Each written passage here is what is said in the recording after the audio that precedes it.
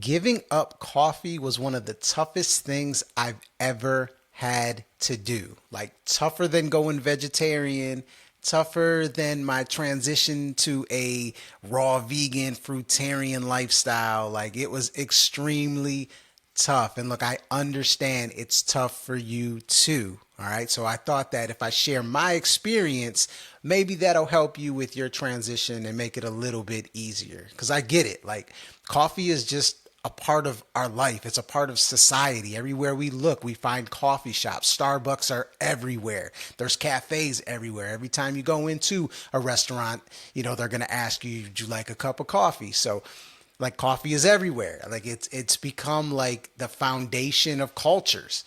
You can go to other countries. I remember going to the Dominican Republic when I got married, and they were so proud of their coffee. I remember standing there with 20 to 30 other people, ready to try their coffee, and the distinct taste that that particular part of the world offered. So I completely get it. I know why it's tough for you.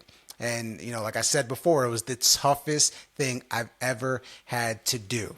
I used to drink coffee every single day, something like 12 to 16 ounces, right? And I noticed that I was having these midday crashes. So I would go to work, and then, after a couple hours, I would just crash. I'd be so tired and so exhausted, and I didn't understand why. Like, even when I drive home from work, I'd be stuck in traffic, and I would literally fall asleep in my car, like, just absolutely crash out. And I did not understand, like, why, until I started actually researching coffee and, how it actually works with your body. Because when you drink coffee, it sparks your fight or flight mode, because it looks at coffee as toxic, as a poison. So it puts you in fight or flight mode, treats it like a stimulant. And think about when you're in fight or flight mode. Like, your body's supposed to go in fight or flight mode if there's a tiger coming at you or something, right? So you get all this excess energy and become almost supernatural for a short period of time for survival. But what happens when that part wears off? Like, you've expended so much energy that your body has nothing left. And that's where those crashes come from. And once I realized that, I was like, oh man, wow. That's like so eye-opening to think that I've been drinking coffee every day thinking it's giving me energy, but it's really ultimately just, pushing my body to the limit. And then I'm exhausted, extremely exhausted afterwards. Another thing for me, and anyone who's followed my journey know that I take pride in the fact that I've healed, my what they call irritable bowel syndrome or gut issues, with when ultimately, like, all that is your body doing what it's supposed to do. And unfortunately, they treat it like it's something bad when your body's just reacting the way it's supposed to do. And that's what happens when you drink coffee. A lot of people talk about they have stomach problems or stomach pains or even, bad bowel movements or even constipation when they drink coffee. But ultimately, that is because coffee is not intended to be consumed by the human body, right? Coffee is acid forming.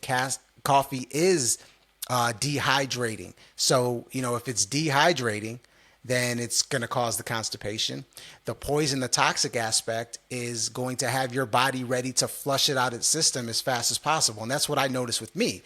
Because as I transitioned to a fruit-based diet and all my other ailments were subsiding extensively, I still had some stomach issues and I didn't understand why.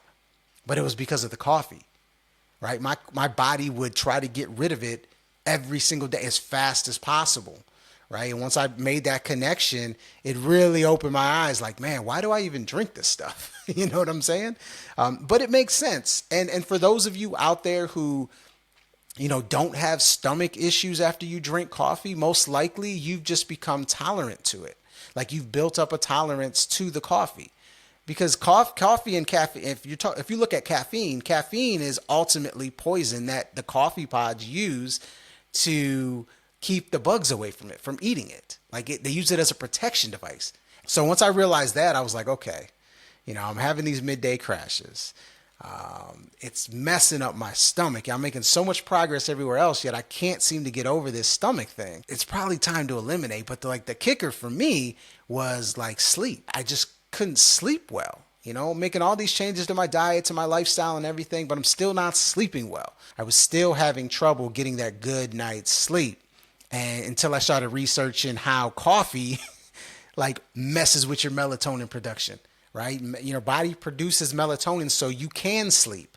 But if you're drinking coffee every day and even multiple cups of coffee a day, that messes with and manipulates your melatonin production so you have trouble falling asleep. So you have trouble sleeping through the night because you're always on edge.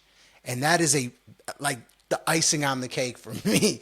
So the midday crashes, the gut issues, the sleep issues, like just let me know that coffee does not need to be a part of my day-to-day routine. Just doesn't. So I gave up coffee. This was a few years ago, and I went through probably the toughest detox I've ever went through in my life. Like the toughest. It was 7 days of hardcore inflammation in all of my joints. And it happened literally right after, the day after I gave up coffee, because I did it cold turkey. And man, it was tough. But after those 7 days, I was good. And I haven't looked back since. And that's a few years ago. Right. So why did I go through such a tough detox? Because like when I talk about the fight or flight mode, your body has to utilize so much energy, so much ATP in order to, get your body in that type of state that it doesn't really have much energy left to go through the healing process. And ultimately, inflammation is a healing process. It's a healing event. You're healing tissue. You're flushing hydration to those areas to heal the tissue. Well, when I was drinking coffee, I didn't have the energy to do that. And I probably didn't have the hydration either. But once I gave up the coffee and my body was able to stabilize from being in constant fight or flight mode, my body went to work and started healing.